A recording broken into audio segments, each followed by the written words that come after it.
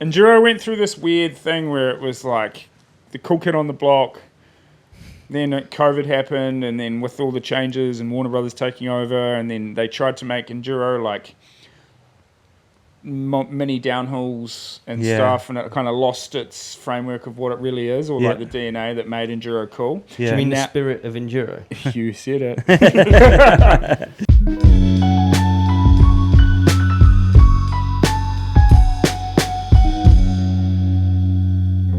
We're in. Oh, we're in. We're in. We're in and we're on. We're in and we're on and we're hot. We are joined right now by the one and only podcast alumni, Ed Masters. Oh my goodness! Look at him clapping.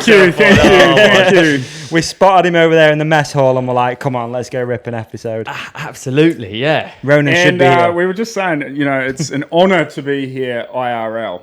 IRL, yeah, absolutely, right? Because, you know, I've only phoned in before. Yeah. But, to be here with the TRC boys, IRL. Branded mics, you know, all the stuff. The pleasure is all mine. So thanks for having me. It's nice to see you, mate. We've sort of got quite a hot setup right now, haven't we? It might be the Mendem are sweaty, bro. yeah, we are.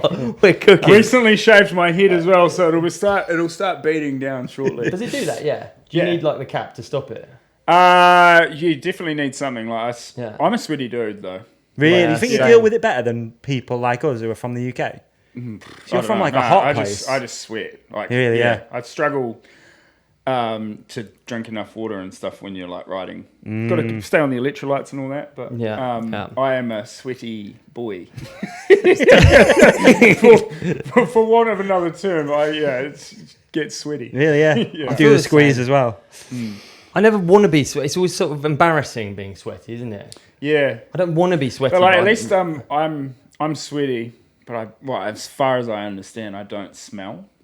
Which is a good place to be, because if you are both, then it's like, then everyone's like, oh, dude, get away. I'm not doing well today, dude. I'm going to be honest. We've just been up and down the hill. I'm not doing well today. Yeah, it's a scorcher here. I don't know what the temperature is, but it feels pretty damn hot for Wales. But you have to say it's got to be 25 or at least. Yeah. Right, you've been here before, right? Yep. Many a time. I did it. Raced it in 2016. Yep. Or 17. Yeah. Had a ball. Loved it. And then injured in 2019. And then I've just been struggling to stay injury free without doing hardline. So I've decided maybe my days of hardline are over. Yeah, fair enough. Well, you sort of moved bikes, didn't you? Yeah. I've been seeing recently Eddie on the downhill bike a bit more though. Huh? Well, I always like to ride heaps of downhill because it's the novelty of living in a place where there's a bike park in the summer. I've always got a downhill bike in the stable. And having come from downhill, I feel like that's where you find speed, you know? Yeah, but okay, yeah. Obviously, my bread and butter these days is like enduro racing. But I still think that if you can, you can just become a faster rider by spending more time on the downhill bike. Which is why I always like to go back to it, and it's way safer. Riding bike park on a trail bike is actually pretty sketchy. So and then managed to just weasel my way into an Enduro entry last week or 2 weeks ago.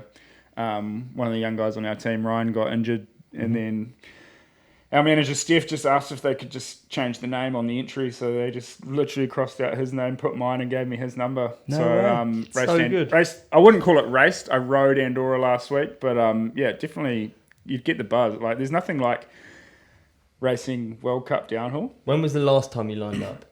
The year before. I'm always doing it. In and out. Yeah, just jumping in. And you're like, where I'm at in my career like this, you're not going to say no to like opportunities like that. Yeah. Even you might not be making finals or winning.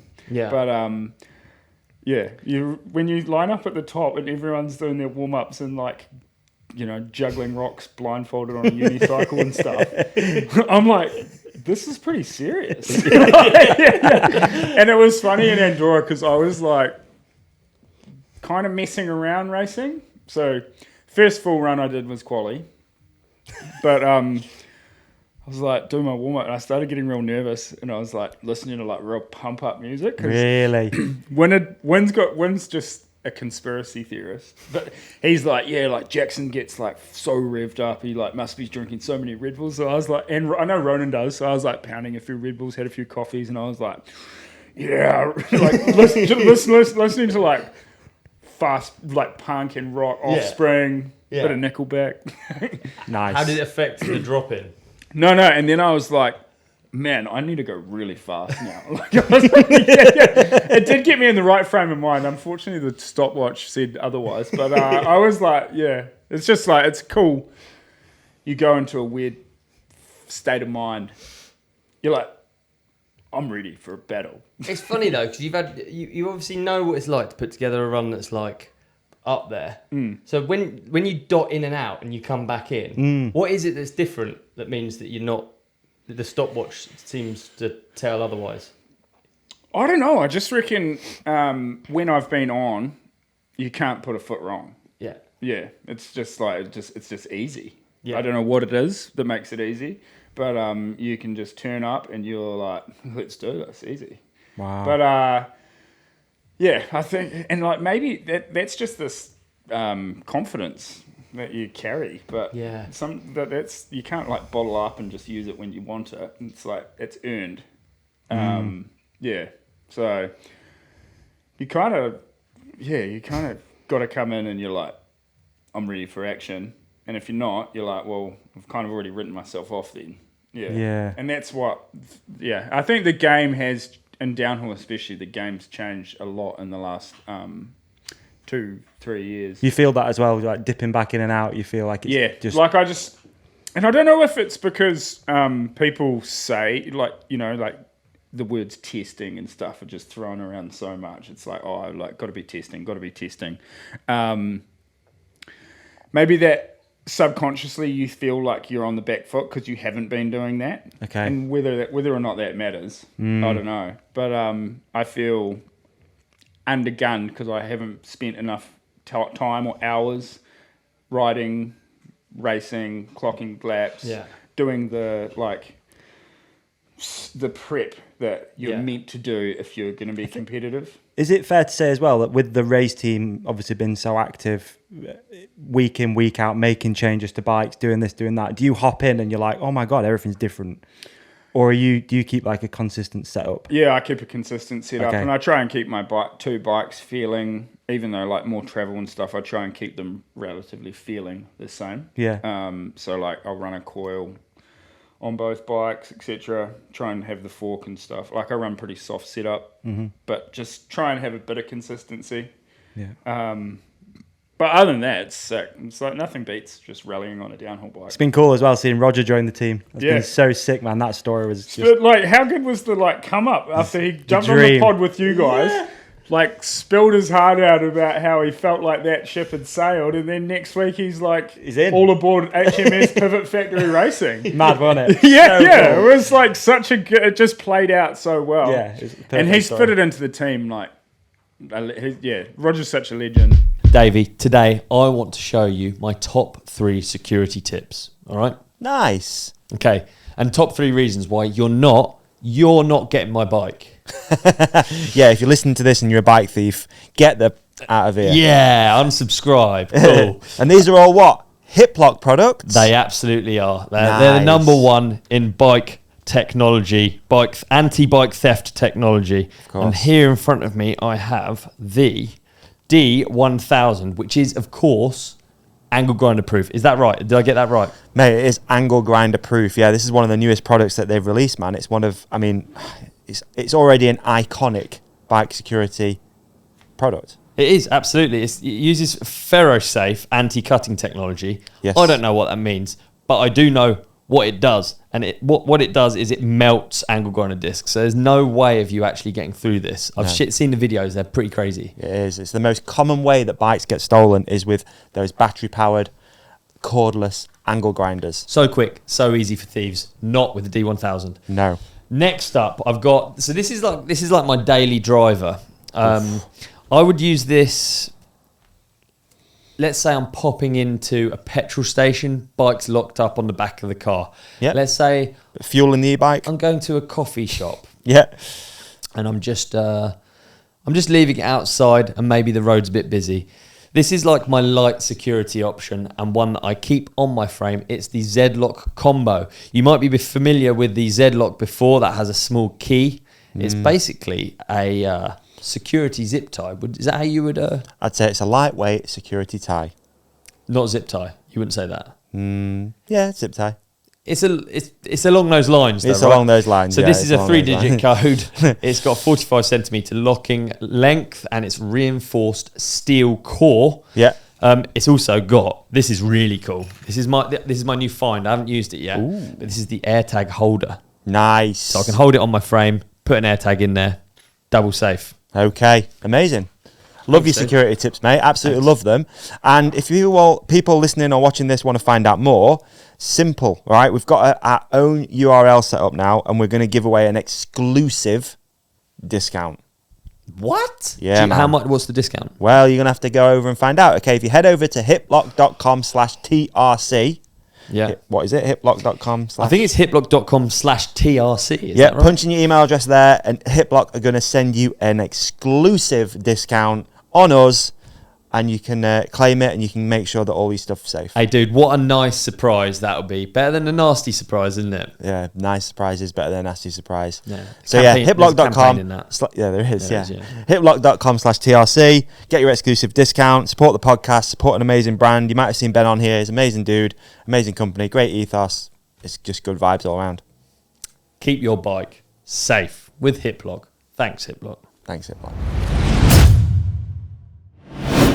But I was saying, Rog is fitted in swimmingly into the pivot team. Nice. Yeah, it's been really cool having him on board. Yeah. It seems that's important as well. Your team's like pretty known for having a good vibe. Good vibes. Yeah, good vibes for sure. Yeah. Well, we do hang out a lot. Yeah. Yeah. Yeah. Like not every team does, you know, but we kind of like live in and out of each other's pockets, which like sometimes is tough. But yeah. So to fit in is pretty key. Yeah, and, I bet. Yeah. And Long it just makes season. it fun. Like, yeah, he's a funny dude. He's crack up. Did So- you know him much before he joined the team? Just hung out with him a little bit because Wynn was helping him out. Yes, of course, yeah. And then obviously I knew him from the races. Yeah. But yeah, just hung out a little bit with Wynn when like spent some time riding in Austria and stuff together. So yeah, so we got on like straight away from day dot. So it was sick. So I was like, yeah, and it was really cool because I wish more teams did this with the fill-in rides because you know, obviously you just hope that there is like a storytell ending. Yeah. Yeah, totally. And there's no reason why there can't be, but sometimes people just need the like It's kind of a diving board to shame give in it, a you know, way. like yeah, It's kind of a shame in a way that not a shame, but like the sport's kind of meant you have to, right? Because you need the points. So it's kind of a good thing, but also a bad thing, I feel like. Because, yeah, you kind of do need him on the team, don't you? Because if Bernie's out, you need someone out there. And was it Ryan as well was out? No? yeah. I mean, we Yeah. definitely have seemed to have had a bit of a black cloud following us around Yeah, this year. yeah. But like, in saying that, we've had a lot of good years. Yeah, it's true, eh? Yeah, so you've got to take the like good and the bad. How's your year been so far? Tough. yeah, Okay. yeah, tough. So I mean, just to fast forward, like rode all last year with like a super weird. I had a nerve injury. Okay. So I crashed in February and damaged this thoracic nerve, which like basically ignites your muscles in your shoulder. So I raced all last year with like a very compromised right side, and had a crazy body electrician surgery at the end of last season to try and repair this nerve, and that was successful. So then got into the off season, was having a mint off season. Just felt like I was really getting back into the swing of things. Like super confident on the bike. Like me and Ollie were talking, like, you know, when you're on, you're on. And also like I was like kind of like doing just going and hitting gaps and getting feeling a good. bit loose. Yeah, nice, and like scaring yourself and getting away with it, and starting to like push into that like red zone, which is like a zone you need to be in when you're like racing. And I guess a hard one to be in when you've got like an injury that lasts a long time, or if it like you can still ride but you're not riding properly, kind of. That's annoying injury, isn't it? I guess. And then I at our Enduro Nationals in March, just washed the front, came down, no elbow pads on, and obliterated my elbow. It looked like a grenade had gone off. It was like, like the scars. Whoa. Broke the ball of the elbow off, and then that's been a pretty tricky injury, and it's just like kick a man when he's down, because I was like just starting to get, and then back to square one. So thought I could race the first race of the season, did the first day, had some pretty gnarly pain, and then just decided to like leave it for another race or two. So skipped the first 2 races, and then have slowly been getting back into it, but it's quite tricky, like rehabbing while the season's going. Man, I bet, especially racing EDR, like the amount, like how fit you have to be just to line up. So I've been happy with how I'm riding, but one thing that's like really frustrating is like I've been riding really conservatively because I've been worried about crashing, because I've still got like so much metal in my elbow. You know, I'm still kind of weak in my arm, that I'm like, but now that I'm starting to feel stronger, you've got to like get comfy being uncomfortable, or like go back into that red zone. And that's like something I've been struggling with, is like committing to like, like I actually want to crash. But at the moment, the way I'm riding is like too safe. Do you want to crash just to get one out of the way? Or just, I'd rather like lose some time and get loose. And start riding a bit ragged and faster. But when I'm on the bike, I'm like still sailing in that green zone, and it's hard to go into the red. You can't. So like, you can't race not on the red, can you? I guess it's like you can't. No, and it's like I'm like finishing stages, and you're like I've just I'm like I'm racing, and I'm like pushing when it's like physical and stuff, and I've managed to maintain fitness and stuff, so that's not a problem. But it's just I call it like pussy braking. Just ever so slightly dragging the rear brake, you know, not going to the death grip, or like not pushing, like not doing it how you should do it. Not full commitment. So that's been tough, because it's really frustrating. But it's dead interesting that you know it though. Like you know what's going on. Like you know you're doing that, and it's just now it's a way of trying to figure out how to undo that, right? Yeah, and I guess it's because you've just been. It's the new normal, but you know it's not right. I reckon probably more people than you think can probably relate to it. Like you go out sometimes and you feel like a beast, don't you? Yeah. Whereas if you're a professional enduro racer, you're meant to feel like a beast every single fucking time you ride your bike, and it's hard, isn't it? Enduro especially is like, to be fast, you have to be sketchy. You've got to get sketchy, because you've only done one run down the track. The speed you're hitting at it in the race run is like significantly higher than you've done it in practice. But you've just got to trust your, you know, like the revision that you've done from GoPros and stuff to know that like, okay, for the next 200 meters, I don't touch the brakes. I don't know what that feels like, but I'm going to do that, and that's what I'm not doing. So that's been kind of tough, but at the same time, you like I'm like, I've really been enjoying it, stoked to be out there, and like having a lot of fun. Do you think the problem is is that you're worried about forcing yourself to ride over your head? Is that kind of what it feels like? Like you say, you know, like okay, I need to not brake there, but you can't. Yeah, I think physically make yourself. And like, I guess it's like, maybe it's a case of like compiled trauma, that I'm like, I don't know if I want to deal, because like we were saying, you know, you've had a lot of good years, and then sometimes you've got to pay the tax man, and and then I feel like I've just been paying a lot of tax lately. yeah. And tax would be like another term for like getting injured. But like now I'm like, I don't really want to pay the tax man anymore. So like I guess that but then it's just like a lot of like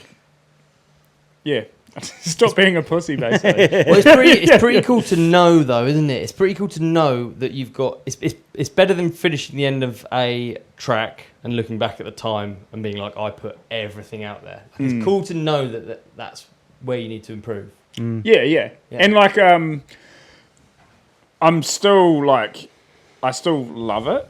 Yeah, which is really cool. Like I froth the racing. Yeah.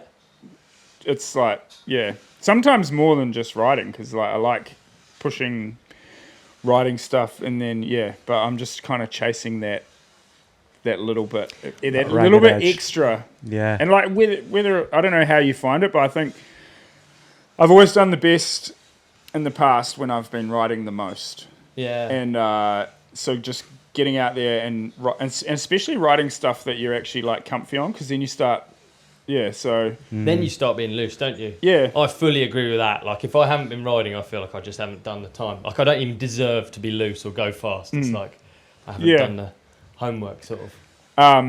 But yeah, so the season's been, super fun so far. A little bit frustrating for, like, the things I've mentioned. But on the whole, just, like, lucky to be out there doing it. Nice. Yeah, like, because we get to ride bikes in some sick places with like close friends. It's even though it might not be going like perfectly, it's still going pretty bloody good. Yeah. Yeah. Absolutely. That's nice. I tell you what, you always make it look fun as well, which I think is like cool. I spend 6 months away from home. Like I probably wouldn't be. I've got other. If I didn't enjoy it, I would go and do something else because like it's But I genuinely still really love like going and doing it. Hell yeah. I know it's probably a deeper topic, but just to touch on it briefly, what is this current state of the EDRs? Like, what's the vibe like when you go to the races? Is it going in the right direction, do you reckon? Yeah, it's the vibe's really good. Yep. The vibe never changed. Just there was no one to show the vibe. It's unfortunate because at the moment, the last couple years, it's a case of 3 steps back, 1 step forward. So at least now we've taken that step forward. Okay. And the vibes and stuff is coming back. But it just, as soon as you like take those 3 steps back, it's slower to take the 3 steps forward again. So that's where Enduro's at the moment. But I think they've got some good people steering the ship again. Enduro went through this weird thing where it was like the cool kid on the block. Then COVID happened, and then with all the changes and Warner Brothers taking over, and then they tried to make Enduro like mini downhills and stuff, and it kind of lost its framework of what it really is, or like the DNA that made Enduro cool. Yeah. Do you mean the spirit of Enduro? You said it. But now they're bringing it back. Right. They're kind of reverting back to what it is. Like for me, Enduro is long form downhill racing, but you self shuttled. Yeah. Yeah. So, long form downhill racing. That's good. Yeah, like just because it has. I think it's the most relatable thing to anybody. Yeah, and like no one wants to do a minute long climb in a stage. Yeah. So get rid of that. Just make it a 10-minute stage. Yeah. Yeah. Like I want to be tired from doing 1,000 meters of descending, not 300 meters of descending with 50 meters of ascending in the stage. Like just because it has endure in the name, it's like long form downhill, please. Yeah. Nice. Yeah. Like it. Yeah. Right, obviously we've got Hardline directly behind us. We've got to talk about it. So you've been here before. You've been up the track. We've just done our first lap of the track, haven't we? Walking, very much walking, feet on the ground, yeah. What do you think of this year's track? I mean, it's as always, like Hardline's an amazing track, venue, event, call it what you want. It's a little bit of a shame that they weren't able to like make any changes, but like you've said, with the internet cancelling, and all that, I can see why. Yeah, absolutely, yeah.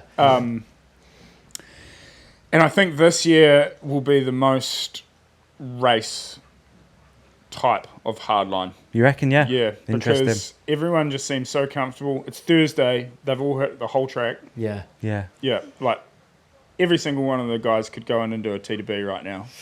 So how does it differ from a World Cup race? If we're saying this is the most race based Red Bull Hardline so far, how would it differ from World Cup track? A World Cup weekend, let's say. Well, I think, yeah, I guess it's just the way that they prep, but like I can't see the focus and the way that they race it is going to be the same. Yeah. Yeah. And it's a shame that like we don't have the Jacksons and Wanfa and stuff because with Bernard Acer, if those guys were here and the rest of the field. And Ronan. Yeah, and Ronan. Yeah. Then you would have a serious race on your hands, and that's when they would start doing more World Cup type preparation, tuning the bike. But I think at the moment it's riding, and then on Saturday, Sunday, they just do a little slither of racing. I was trying to think about the differences, and I was watching the boys up there, practice finish in the morning, they're up there patching in a turn. It's like the whole track is graded and perfect for you to sling yourself down as fast as possible. It's pretty, when you think of it in that way, it's quite a lot different in that respect, I guess. Like super consistent. It's not developing. You're not like they are fixing it. Yeah. But yeah, it is. I mean, the course they've got here is pretty insane. Yes. I was watching like the 90s. It's like it's kind of scary for me to watch. When there was a slight tailwind this morning and everyone was going deep, and then because they're going deep, they've not really got much time to decide if they want to go for the second one or not. And you're like, when the deeper you go, the less like speed you've got for the second. And I'm just like, it's a lot in it. There's a lot going on, and they're monstrous huge jumps. Yeah, they are. And like they work perfectly and stuff, but they're massive. Yeah, it must be easy to get. I find with any track I want to go quick on, I almost need to be complacent on the track. I need to be like not thinking about it in micro detail. I want to just be bombing. Whereas here, I feel like you actually can't. You can't just forget that you're jumping 90 feet.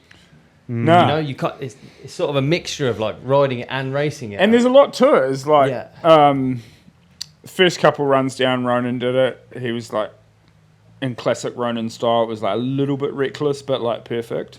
Yeah. And then Booker came down like polar opposite. Just did the on-off, didn't pedal at all. Just tucked, preloaded the bike the whole way up the takeoff, and just like, completely different approach to wrangling the horsepower. Yeah.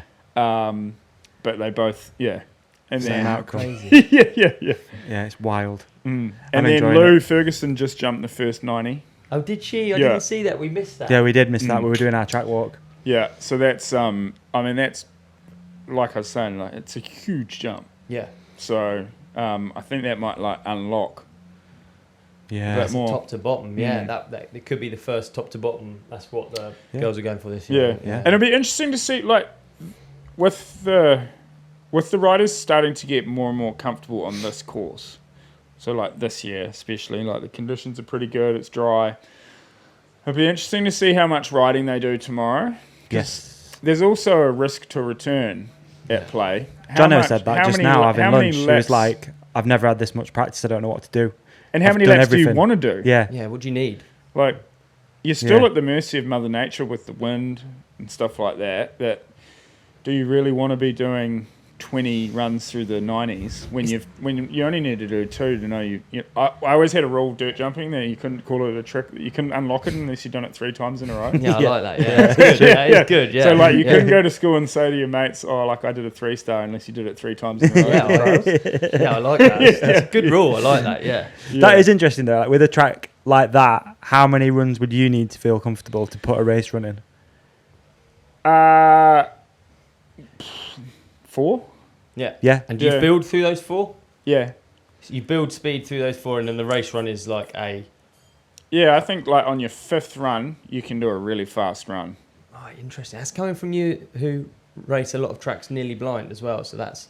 Yeah, but just like with tidying it up, and then also there's so much time you can find like that you like look for. Obviously, there is a terminal velocity when it comes to jumps, but I think there's a lot of time out there on the easier stuff. So maybe like a lot of these guys will be focusing on the linking because that's where you're going to win the race. Which is as well, walking it, they're the bits that stand out, right? It's like, okay, these link bits are the ones that are super tech. Yeah. The bits that you don't even really think about when you're watching the broadcast. You just want to see big jumps, big sends. But yeah, those little intricacies in the middle are wild. This is my pitch for Hardline next year. Please, let's hear it. This is good. Please. Is that because Thursday's like for the pros to unlock it, I think Friday should be for the public to unlock it. And so what you do is if you want to come along and ride, you bring your bike to the race on a Friday, and you put your name in a bucket, and each rider picks one name out of the bucket, and if your name gets called, you get to go up.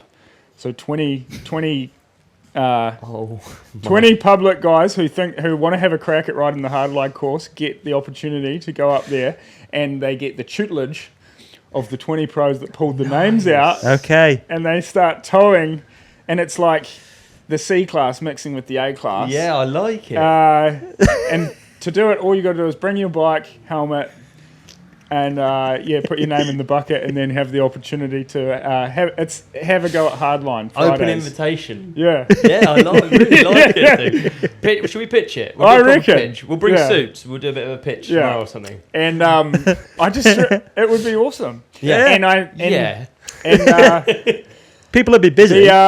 And I reckon the 20 pros get to vote, and someone gets a wild card entry into Saturday's qualifying. Nice. Yeah. That is nice. It'd be nice if you could vet the entries a bit. No. Okay, no. Just a bucket. Because this is what makes it cool. Because then we have what's his name, the guy off the 05 stump jumper. Yeah. Raptor Rog. The Raptor Rog would be there lining up, wouldn't it? Yeah. I feel like we all know someone who says they would do it, given the opportunity as well. Like a lot of people know someone who's like, yeah, I'd drop it. Yeah. I'd hit some of that stuff. Yeah. But there's your chance. But if as long as no one has a freak out, and they have some bike skills, and they have the right bike set up, like I would happily tow most of my mates off the road gap if you just said hold on tight and don't do anything weird. Stop being weird. Just ride it. Yeah. Ride off the end here, and your two wheels will land bolts down the bottom. Do you believe in that, Ed? Yeah. Yeah. Okay. Yeah. All right. Cool. No, I like it. My other one was if the downhill guy, if everyone unlocks it on Thursday, then Friday should be for trail bikes, and they all go and ride it on their trail rigs. I was looking because I look through the eyes. I don't know because you've ridden a lot of downhill bike. You're probably the same as me. I look at it through the eyes of my 150 bike. And I got to say, we were talking about. I look at it through the eyes of an e-bike, dude. I'm just like, this could be sketchy. I was looking at cliff drop, and I was just thinking how accurate I'd have to be. Like so and accurate. you're gonna have to land ever so slightly nose first. Yep. You know, like it can't be like. It can't be bolts on the wheels. No. It's got to be like lily pad on the front. It's so extreme on anything. How crazy is it that those 50 mil or whatever it is, 50 mil is it to a downhill bike? Yeah. Doesn't seem like a great deal, does it? No. Doesn't seem like much, but it changes everything. Yeah. It's nothing. It changes everything. Yeah, I haven't actually thought about that. It's such a little amount. It's not very much, is it? But then I suppose you look at how much travel your car's got, and you're like, yeah. But yeah, so that's what I reckon that would really get the clickbait going. Mate, there'd be some good footage. I mean, people love tuning into Supercross to watch the C practice, don't they? Yeah. It's quite fun. And just imagine the helicopters. I just love to know. I just love to see what shows up. I'd like to see the car park in the morning. Like who's turning up? My mate Dev, like he's mental. He's mental. He's got like backflip down Frostadinha. It's like X Factor. It's literally like X Factor, isn't it? The people that turn up to sing, and you're like. But on X Factor there is the Susan Boyle, the diamond in the rough. True. You know the Susan Boyle. Susan Ball of mountain biking would be incredible to see here at Hardline. So yeah, well, I reckon this could, Hardline should add a bit of X factor. I really like it. Yeah. Well, dear. Thanks for coming on. Hey, Fantastic no time. We need a worries. prediction first. I mean, this is coming out after the event, but as of now, who's your prediction for it to win on Sunday? See, I'm like meant to say Bernie, but I just feel that maybe Bernie. I think he'll be very competitive, but I just don't know if he's got the prep or the. I think he's still riding like a little, not. He's being a bit looking after himself. Yeah. Yeah, I mean, so right, Because so- like he went soon, deep on yeah. the 90s on the second one and hurt his hand. His hand was sore, and he's like, yeah. So like, it's a bit tough. Yeah. Poor fella. Yeah. But not to say he won't be like a podium threat, but like think to go for the win. I'm gonna go with Asa because I think Ronan, even though Ronan will do Ronan stuff, he's still coming back from pretty gnarly crash. Yeah. And yeah, maybe he'll be like aiming for the podium and not aiming for the win, if that makes sense. Got you. Yeah. I'm And with I you. think that's where Bernie might be as well. He's like, he'd be super stoked Yeah. to get on the box, and it's hard to say it, like this is all just bench Oh racing. yeah. Yeah, Total it's bench just racing. guessing, isn't Yeah. it? But then if you But are Ace- guessing, they have both come off injuries, haven't they? They Yeah. have both come off big crashes. Someone mentioned so. yesterday that Bernard, every time he's won this, has come off an injury. Oh, is that so? Ooh. Apparently so. Wild card to Hodo. Nice. Okay. Okay. Yeah, because he's Dr. Smooth. Yeah. Yeah. That's a good one. Nice Yeah. pick. Yeah. Nice pick. Nice pick. We had Ollie Clark's come up in conversation Yeah, Ollie quite Clark. a lot as well. And he's pretty like comfy on gnarly stuff. He lives in Kaikoura, which is on the east coast of the South Island, and there's a bike park there called Middle Hill, which like a couple of our friends run, and it's on their family farm, so they just have free reign to and they build some gnarly stuff. Really? Yeah. yeah. Okay. Yeah. They've got so like he hits some pretty hectic big jumps and stuff that are like Comfy on it. yeah, and just like they have free reign to build hectic stuff. Yeah. And there is hectic It is stuff. interesting to think like out of the whole field, like who on paper is the most out of the depth. Do you know what I mean? Like, Yeah. it's like who's the Who most. are you saying is the most out of the You know what I mean? Like who's not used? Yeah, I don't know. So I get what you're saying, on yeah, it's paper, very good. on, Yeah. pa- It's very on good, yeah. paper, but not in person, the most out of their depth has to be Jono. Comes from the corporate 9 to 5. It's incredible. And it do you is know incredible. who was fastest first lap this morning? JJ. John Boy. John Boy. It was Yeah. hauling Down the this hill, morning. hauling this morning. Yeah. Who was. knows? It's a heavy old list, isn't it? Yeah. Oh, hyped. Yeah. Oh, anyway, thanks for having me. No, been, thank you for um, stopping in. It's been my pleasure. We been a should joy. probably get out of the sauna now. Nice to sauna with Right, you. isn't it? It's been real. Thanks for watching. Thanks for listening. Yeah. Thank you share, very much. subscribe. Mate, this one is the easiest ad read that we do. We're just going to speak from the heart. WORX have been a sponsor of ours for years, and we've both used the majority of the tools at this point. Absolutely. I I've mean, got loads. I've really sort of redone my house with WORX tools. Yeah, I've got a plethora. I bought in mine. Show and tell. This is you what? Sorry, yeah, it's show and tell. Show and tell. Exactly. So this is my Hydra shot, and I bought it in because I wanted to do show and tell and Nice. talk about the things that I really love about it. Please. Is that okay? I'd So- love for you to do that, please. So basically, one of the key things beyond the actual function of this, which we'll get into in a second, it's the fact that it's part of the power share system. Now, every single power tool I own, and whether that's garden, home, DIY, my chainsaw, trail building, I've got 2 chainsaws. Ooh. I need to actually keep my voice down, otherwise WORX will hear and they'll stop sending me anything. But I'm spoiled. Yeah. But this power share, this goes in everything I own. So I can't tell you how easy that makes life. Yeah, I've always 100%. got something charged up. I'm not the most dialed with like having a set up charging area. So it's always good to know that you've always got batteries. Yep. It's true. Pop it in here in a waterproof case Nice. There it is. and you're off to the races. Now this I use attached to my hose. Yep. But previously I've used it with the hose connection that goes into a water source, so you can do it from a bucket or a river. So you can have it in the back of your van Yeah. to clean your bike. Yeah. Super handy. Portable, of course. Like I've done that before. I've finished a ride. I've been parked near a water source, whether it's a puddle or even actually taking water in Portaloo. a 25 litre drum. I saw Davey once Gave it pressure the washing. blue wash down. I dipped it into my bucket that I'd taken. Yeah. Washed the bike in the back of the van. Dry when you get home. Sometimes I even use my WORX leaf blower No, you don't. to dry a I don't bike. have a leaf It's blower. Gangster. I best It get on the is emails. so I'm going to cool. get a leaf blower on the go. But yeah, love this brand. Love the tools. Super easy. I mean, the Hydra Shot's become a MTB must, hasn't it? I mean, it really has. If you don't It's own become- one, you may as well not have bike. Yeah, your bike's really going to end up landfill. Yeah, basically. basically, yeah. This is actually the nitro version as well. So this is more powerful.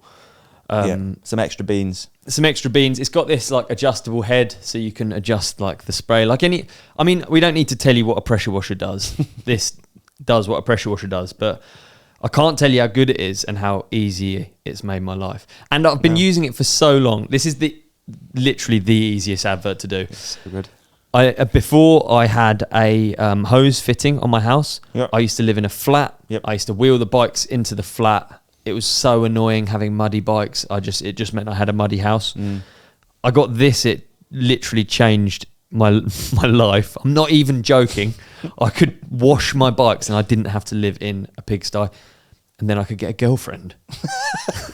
Dude, And look at us now. This jet wash has changed your entire life. Yeah, it's meant that I can actually have a partner in life. I'm not just on my own with a muddy house. I mean, what an endorsement. It's mind-blowing, isn't it? Yeah, It is and mind-blowing. What's even better than that? So people can get a partner, change their life, Yeah. and save 15%. At How work. much? 15%, dude. I Say it mean, again. the fact, 15%, you're serious. I mean, the 15%, fact that they offer this product to general public as something you can just buy is ridiculous enough. And now we're offering it for 15% less. Mate, you'll never see a single mountain biker again. I mean, I kind of want to keep it secret a little bit. That's why it's the only downer about doing these ads. I wanted to keep it a bit secret. I don't want everyone to have the secret to my success in life. All right, maybe we're going overboard. We actually, do you know what? It's a product we don't really need to. The Hydra Shot is absolutely unbelievable. And you say we get 15% off. How do we get 15% off? Head to works.com, enter the promo code The Ride Companion. It's on screen right now. The promo code is flashing black and orange. The Ride Companion at works.com. Change your life. The Clean Ride your bike. Companion at works.com. Yeah, easy as that. Seems easy. It is easy. Change your life too. Thanks, Works. Cheers, Works. Mate, what an episode. Brilliant. I thought you were really great, Davey. Mate, and I thought you were even better. Thanks, dude. Better Thanks, than dude. normal. Oh, cheers. Hey, how about we tell our lovely podcast community to hit subscribe here. Yeah, Click on the video on Ollie's face. that's right. Click on the video on my face. Yeah. And follow us at The Ride Companion on Instagram. They can like and comment as well. Please do. I'm going to try and get this energy and I'm going to bring it into next week. Let's fast forward to next week's episode. Done.